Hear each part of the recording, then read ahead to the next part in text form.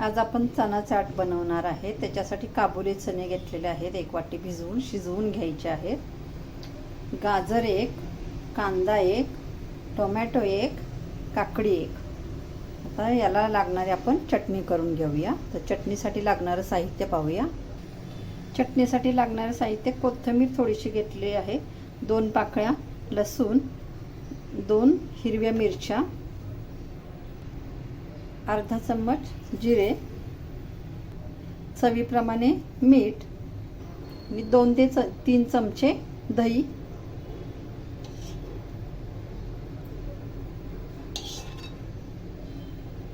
आता हे सर्व आपण मिश्रण वाटून घेऊया।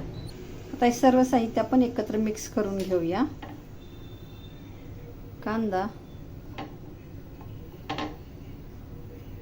टोमॅटो,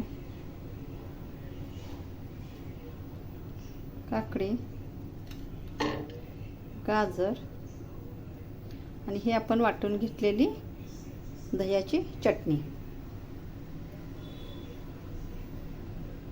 आता हे थोडासा चाट मसाला चवीसाठी टाकून आपण मिक्स करायचं आहे। आता हे मिक्स करून घेते। तयार आहे आपलं चणा चाट मसाला।